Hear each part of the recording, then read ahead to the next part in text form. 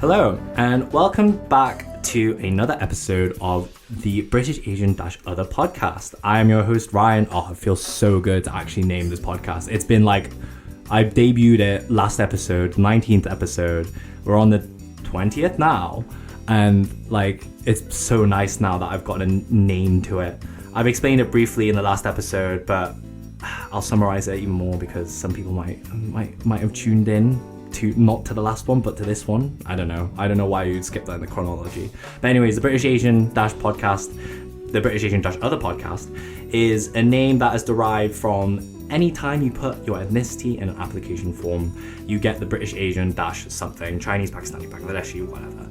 And the kind of idea behind the British Asian Other podcast is to help support and create a interconnected kind of community of like-minded individuals who are all from the same generation, talk about their experiences of being Asian in Britain. Like I say in every single episode, well, similar to every single episode, this podcast unravels the British Asian experience and intends to slowly deepen our understanding of the nuances in identity, culture, and heritage of our quote-unquote Asian guests. But today, we are joined by Adam. Could you please introduce yourself? Hi, my name is Adam. I'm a third year history and sociology student. Third year? Yep. So, usually I jump in here and ask the guests, how are you feeling about graduation? Well, that's funny because my graduation will be delayed because of some issues that I had with my dissertation. Oh! So, yeah, I chose a topic which I was very passionate about, which did not help when certain circumstances came up in third year, and it resulted in a car crash of a situation which I have now, where I will have to resubmit it, and I will be graduating in January. Fingers crossed. Fingers crossed. So you're now a winter graduand. Yeah. Hopefully, that means my family can actually be in the UK. In the audience, like in the hall. In Butterworth. Yeah, because you have to pay extra for more people because my grandparents also want to come. Okay. So if you buy extra tickets, they just put you in a movie screen. Yeah. Like they put you in the art center, like cinema rooms. Yeah, but like obviously they want to see me go up on stage. So hopefully there's less people there, so everyone gets to be in that hall. Mm-hmm. Yeah, summer graduation, I'm getting more and more stressed as it comes like around the corner, because I've got, like I say, your entire family want to watch it, but they only give you 2 tickets for your mum and dad. Yeah, and then if you buy more, it's like they tell you might get a chance of getting into the hall, but most likely you're going to get stuck in a cinema room. I mean, I guess if you don't want to brave kind of the heat, because it's on the big screen usually in the piazza, so people can watch it on the big screen, but like, if you don't want to brave the heat, you can go in the cinema rooms in the art center with AC. Yeah, that's true. But again, you get to miss the energy of like the piazza where all your mates, all your other like extended family, other families kind of meeting up with each other. You get that whole kind of like celebratory kind of graduation energy with it. But anyways, I digress. So I can't really ask you about what you're going to wear at your graduation. Because that's also a common question that I ask a lot of the guests that come onto the podcast. No. You haven't thought about it yet. You don't need to think about it. Not at all. Okay, so another introductory question to break the ice, usually with my guests, is a question that revolves around food. Mm-hmm. Usually it changes every single episode, and I'm going to make it change every single episode. This question was quite difficult to kind of conjure, but we managed when I asked you about food anyways prior to the podcast. But your question this episode, Adam, is, what's your favorite fast food place in the world?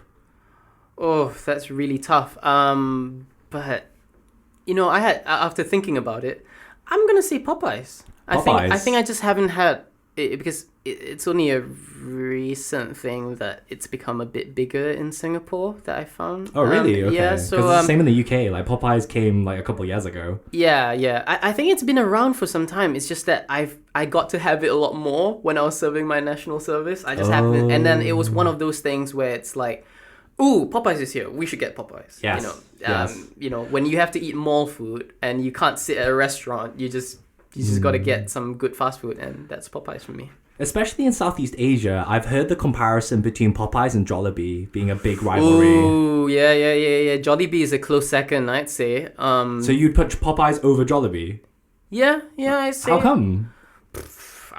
I think Popeyes has a different flavor. Okay. I would say because Jollibee is Filipino. It is Filipino. So it's like, yeah, the taste is there, but I think I can get a better variety at Popeyes because the only thing I eat at Jollibee's is the chicken. Yeah. I don't want spaghetti. I'm not one of those. I'm sorry. Sorry I'm to all not the gonna Filipinos. I'm not gonna get spaghetti at Jollibee. If I wanted spaghetti, I'll have it at home. So yeah. I just like Jollibee because they give me rice, gravy, and chicken. Yeah, the gravy's to die for. The gravy is really good at Jollibee. The gravy in Popeyes I've found, again, I've only had UK Popeyes, but the gravy at Popeyes I've found to be quite, it's just a bit mediocre. I guess I don't really have the chicken with the gravy. I love their sandwich, and I love Cajun fries. Cajun fries. Like Cajun fries. Oh, they're just better than normal fries. I love it. Okay, we digress. Okay, Yes, that was yes. a great tangent. Hey, we like fried chicken. Let's just put it that way. But yeah, so to start the ball off rolling, to start off our conversation on the British Asian experience, could you tell me where you are quote unquote actually from? Okay, so tough. It really Big is question. tough. Yeah, It big is question. it's always a big question. I mean, if you just refer to my wallet, you'd see that I have a Singaporean IC. So I am Singaporean, but on the IC itself, it says that I was born in the UK, which I am. I was born in Nottingham, and I also have in that same wallet a Malaysian permanent residence IC. So my dad's Singaporean, my mom's Malaysian, and I was born in the UK. So I would say I'm from somewhere between those three places, I guess. Yeah. Yeah. I mean, good question. Like, I don't know. Like, we've kind of touched on kind of third culture kids already on the podcast. So I don't know if that label kind of applies to you. But even then, like, you being born in Britain, you had like you didn't have a hesitation in guesting on the podcast, but I did need to convince you by saying that, I've already like interviewed a lot of international students prior. But like, you being born in the UK very much like sparked a very kind of sparked my interest in wanting to guest you because of like, you know, you have a UK you have the UK within there somewhere, even if it's not culturally, right? Like, you were born here. Like, how long did you stay in the UK before going to Malaysia? So I was only here for about a year, really. Yeah. As a baby. Yeah. But even so, because my parents were in the UK for a while, I mean, my mum did her master's after both my parents met in Warwick, so they were here for a couple of years. So they would speak mostly English and probably in an accent, even though I don't think I've ever heard it. So when accent as in like a more British accent, I suppose. in a British accent, because they were here. They were here for quite a while. I suppose they were talking to me as a baby in that way because when I ended up talking to people back home in Malaysia and Singapore, they're like, "Oh, you've got an accent." That's like one of the first things that they say, and I just grew up mostly speaking English, so... Because, like, when it does come to, like, English accents as well, yeah, okay, you have the UK regional accents. Yeah. You've got your Scouse, you've got your Cockney, you've got your Devonshire kind of West Country accent. But when it comes to kind of, like, international, and specifically kind of Asian students as well, you either have the international students, which is just a culmination of different types of English accents, so American English, Irish, da-da-da-da-da. You have... I guess in your case as well, in this context, you have the Singaporean accent. Yeah. Which is, I don't want to do it, but I'm just going to say la. And really, yeah. There you go.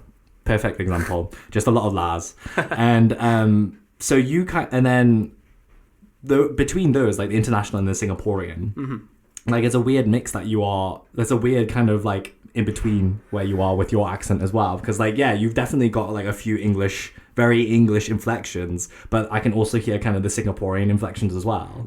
So it's a really interesting one. And this wasn't from an international school as well. I suppose I did go to international school for a bit, But even then, most of them were Southeast Asian. So I've just got a weird accent, I suppose. Because most people in Singapore, I find they lose, like, even if they're from somewhere else, they gain a bit more of a Singaporean accent when they're in national service. Yeah. But the true blue Singaporean. Yeah, somehow that didn't really work out for me, I suppose. But yeah, I think I've just been listening to too much British podcasts and shows. Maybe. Probably. Okay, so coming back to kind of the Englishness of your kind of, I guess, bringing up, like, okay, was it just the English language that was predominantly kind of the English culture bit within your household, or do you have any other kind of things that were that kind of exposed you to a lot of like English influences culturally? It was way more than that. My parents love British shows. Like, when they were here in uni, they loved watching Countdown. Oh, they really like Countdown? They really love Countdown. And I love Countdown too. It's great. I love it. You know, a bit of you have to explain Countdown to so many international students. Oh gosh. You know, you have to explain all the other UK kind of like TV game shows, you know. It's like, oh yeah, Taskmaster, you've got The Chase, you've got Pointless. Come dine with me. I love you know, Great British Bake Off. Yeah, Pointless. Yeah. Is pretty good too. Yeah, we even had there's this TV channel called ITV Granada, which is just ITV stuff, British shows. Yeah. But on international, like an international channel for that. Oh. So I used to watch that on the TV when I was growing up. Right, yeah, that was just one of those ways where you know, I would experience British culture. And I also we had this close family friend, this old couple. Who essentially like a third pair of grandparents, and they would always send me Christmas presents and birthday presents, and yeah, I think whenever I would talk to them, that was my experience of what I thought was British culture. Arguably very much British Asian, but in Asia. You're arguably very, to an extent, very British Asian, but in Asia, rather than British Asian in Britain. I suppose so. Yeah.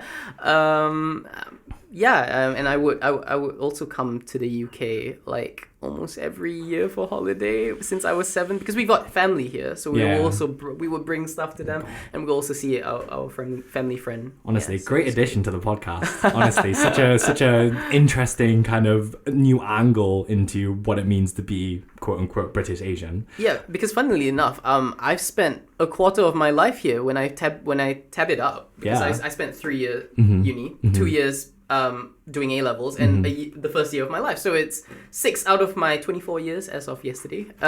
So yeah. Again, happy belated birthday. Thank you. 24. Crazy.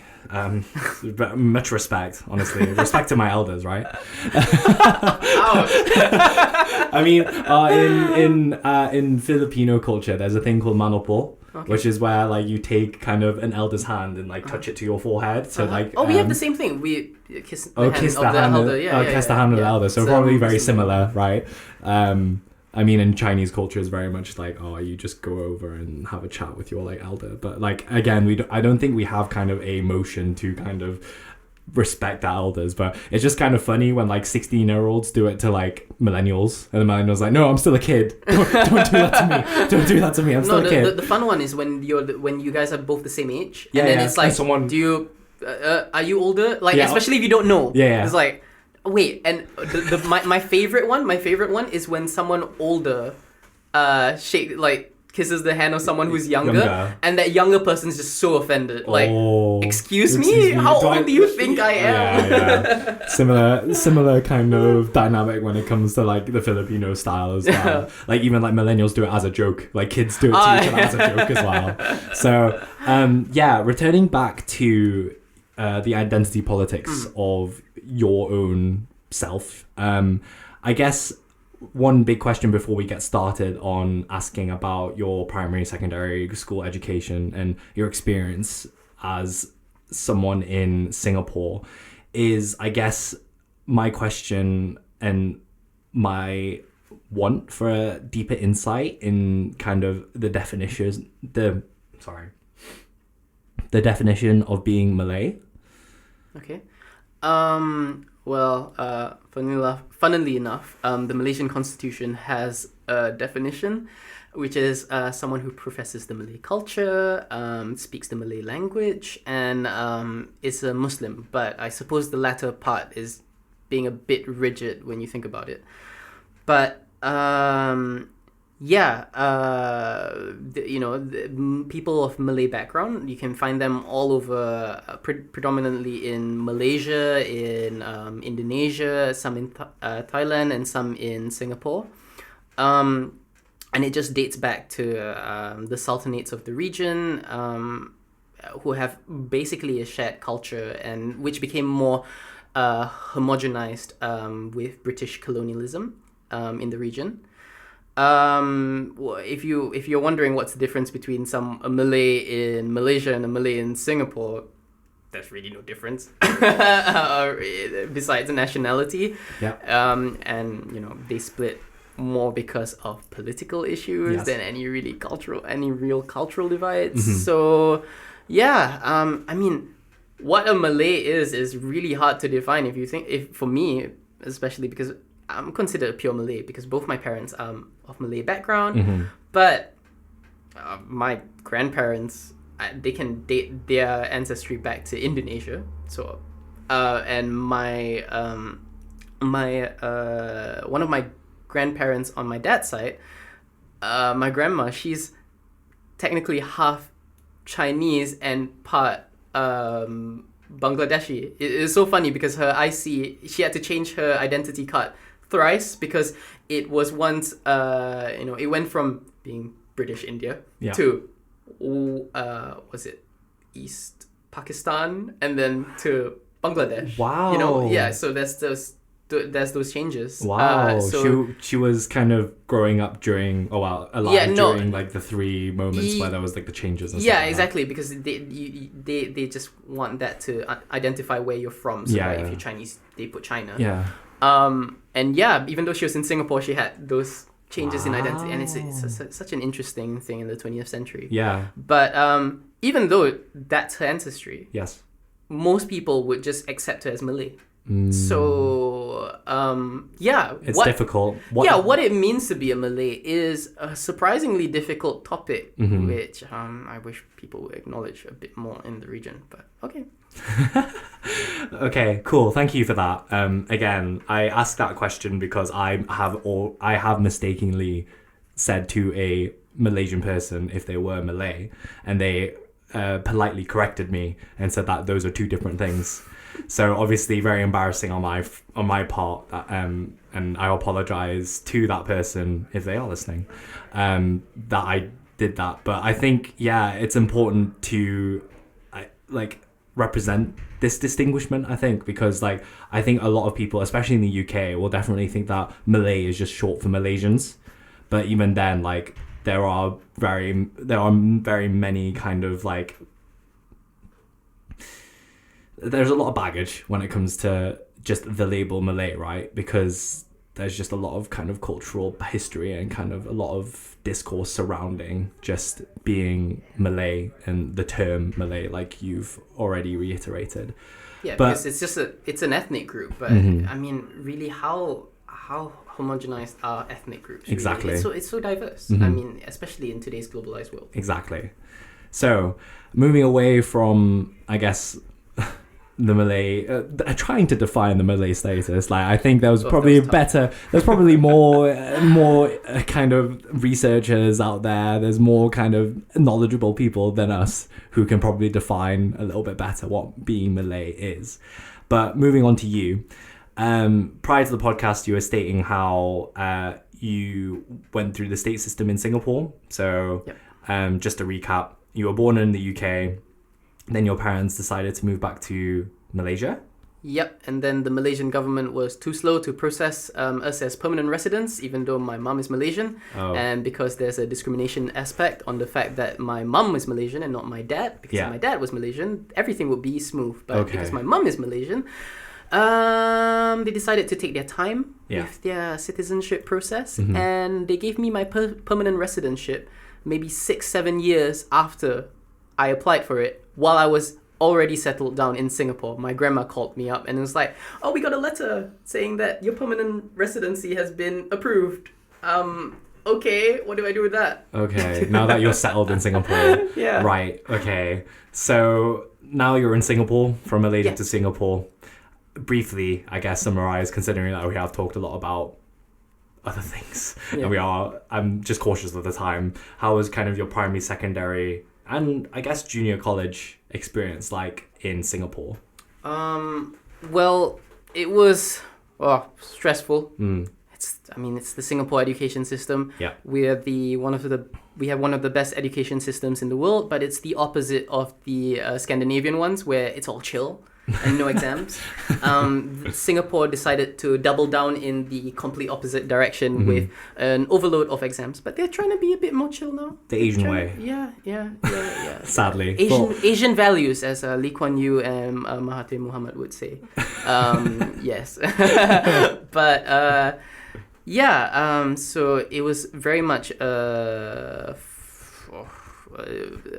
tough education system, but I made it through with plenty of help from my friends, that's Nice. for sure. So another question that I ask kind of like the international students that do guest on the podcast is essentially your experience at school or your formative experience during school between primary and then I guess A levels. And I just wanted to ask you, since Singapore is such a kind of diverse country and there's so many people from everywhere in the world and who are from different walks of life as well, did your experience at school kind of reflect the diversity that Singapore has? Oh, very much so.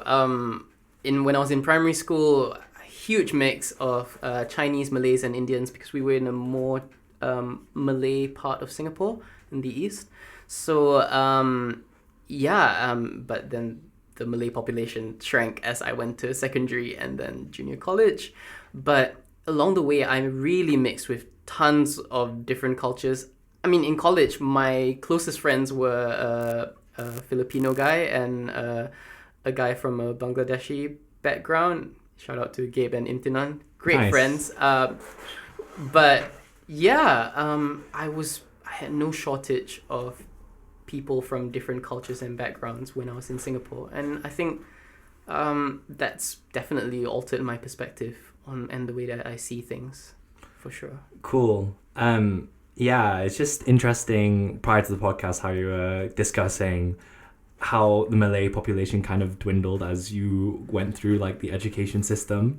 Yeah. And I guess I feel like it would be interesting for the listeners to get a bit more insight of just like, I guess how it felt, even though you're in an Asian country, like your Malay status kind of very much marginalized you as you went through the education system.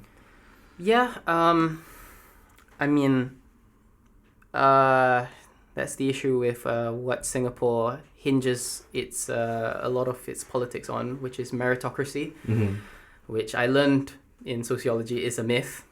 Thanks for telling me that so late. It doesn't work. Is that the consensus? It just doesn't work. Yeah, because when you think about it, there's a lot of with meritocracy. There's a lot of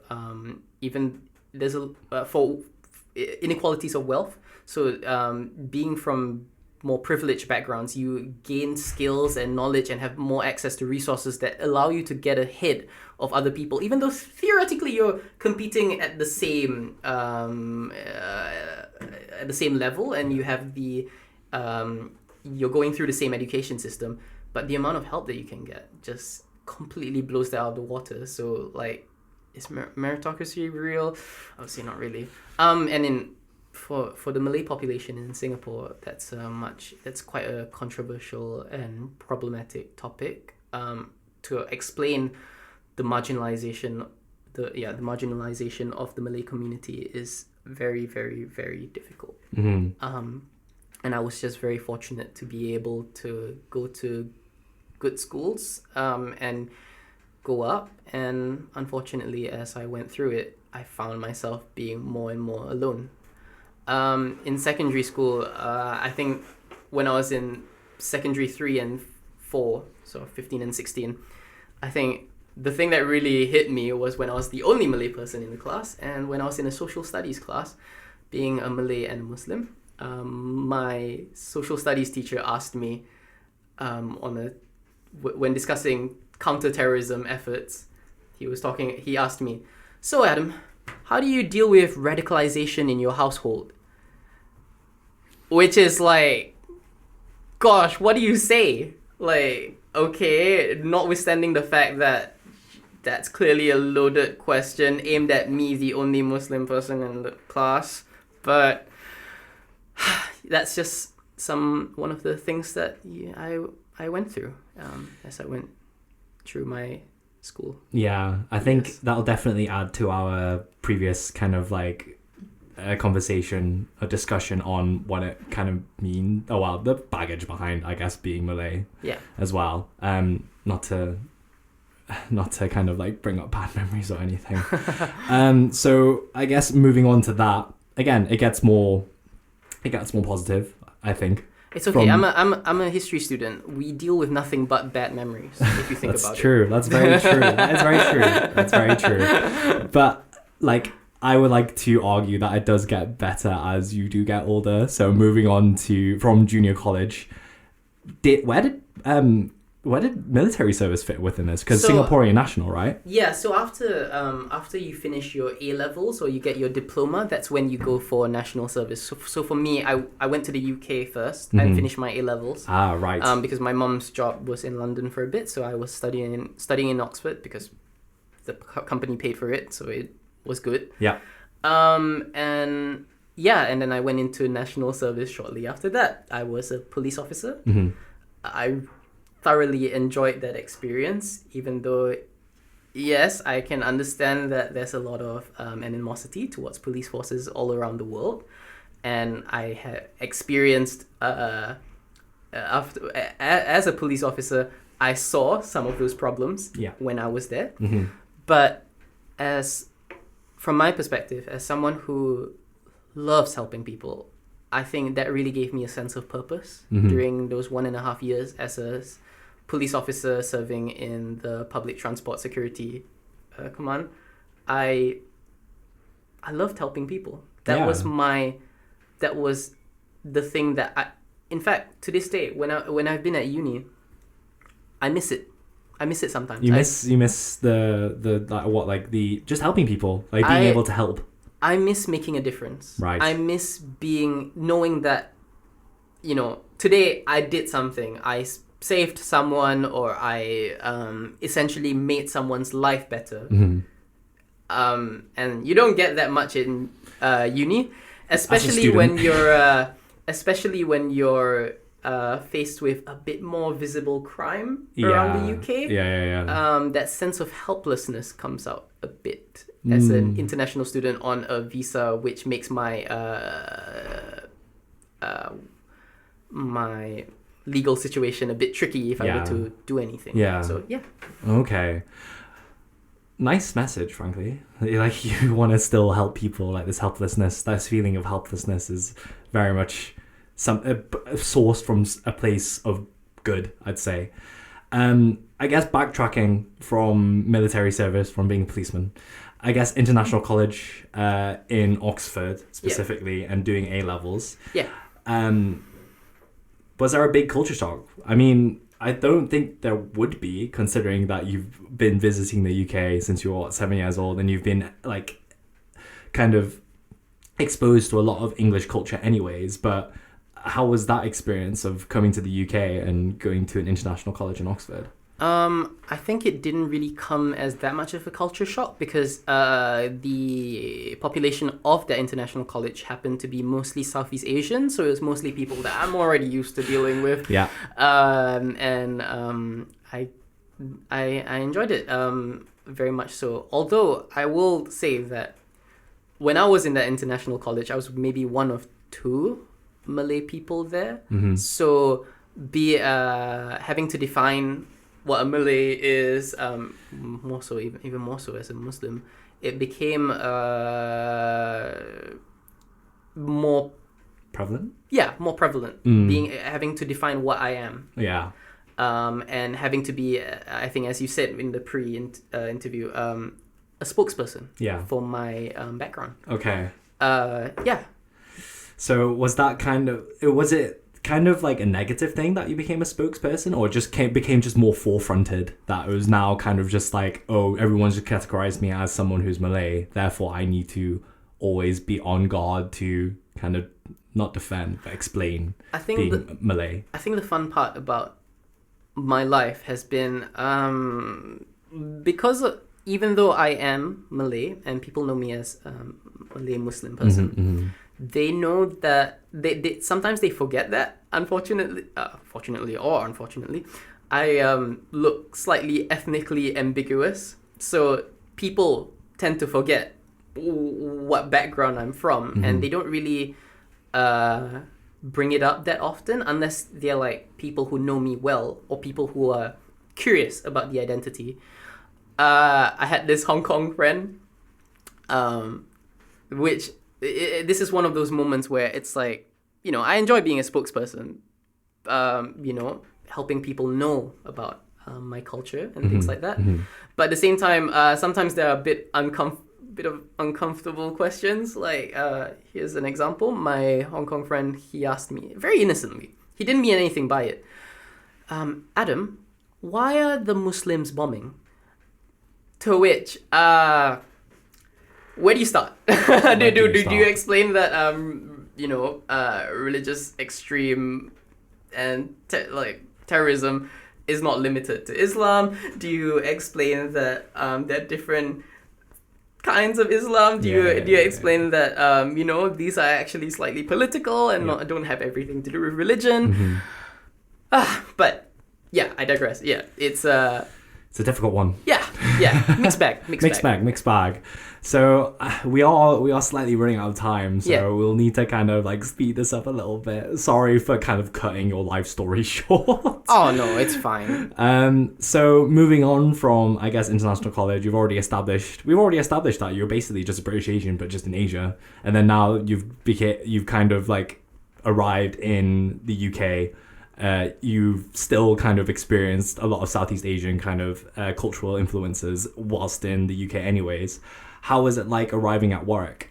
So in Warwick, in my course for because I take history and sociologies, in the history department, that's mostly like locals. Yeah. So European. Yeah. And there I found myself, okay, I'm giving the unique perspectives, but in sociology not so much because there's so many different people, different cultures, different perspectives, and like, that was it was interesting, but I never really felt out of place.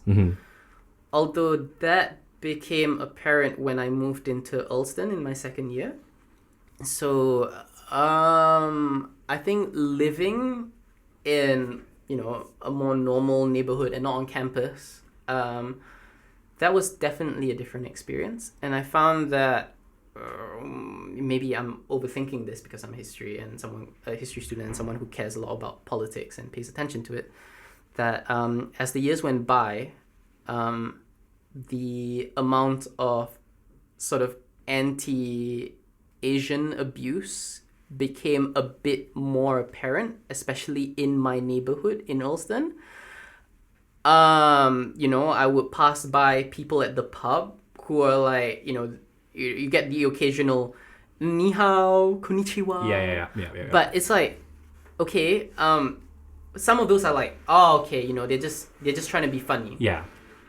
But, sometimes it can come out as a bit more threatening. There were some of them who were like, come over here. Like, hey, you, ni hao, come here. Like, oh gosh. Yeah. Like, what do you do? And I think the worst one was I was walking to Cove Rail Station once, and this bunch of there were these two teenagers. They were running. One of them was running past us constantly. Like, I wasn't sure what he was trying to do. So when he walked in front of us, I was like, oh, why? Do you have an issue? Is there something wrong? Do you need help? To which he responded, go back to your own country. You brought COVID to the UK. and things like that. Oh my god, you Yeah. actually got a comment about COVID. Yeah. Oh my god. In 2025. Yeah. Oh my god. 5 years after the COVID pandemic, you know? Yeah. That's Crazy. insane. Crazy. Yeah. And then they were like, go back to your own country.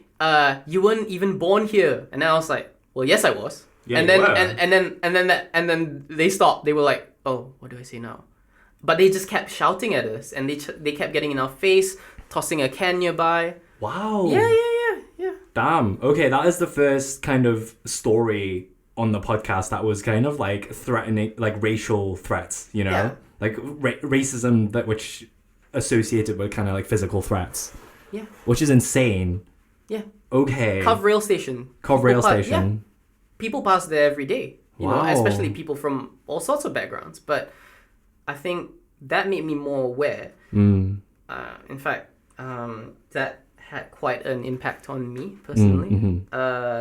Because as someone who grew up on a lot of British culture, I had, and you know, that old couple who was like my third grandparents, the idea of what British culture was to me was changed that day.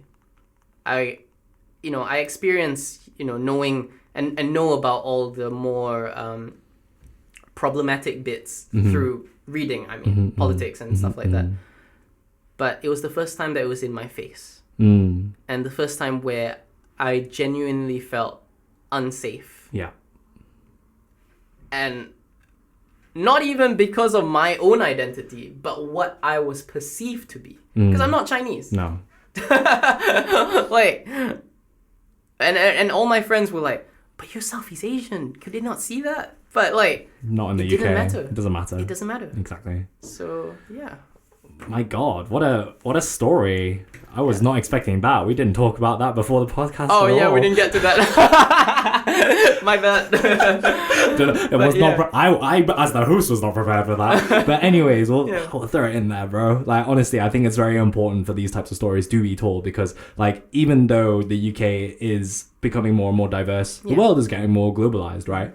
There's still these types of stories. There's still these types of experiences, and again, like it is very much a British Asian experience, right? That like your Britishness is always overshadowed by your Asianness, right? Yeah. Like even if you were born here, even if you were internationally, but you can speak perfect English, right? Yeah. Like your Asianness, your skin color, your face is always overshadowing anything else about you, right? Exactly. It's always forefronted.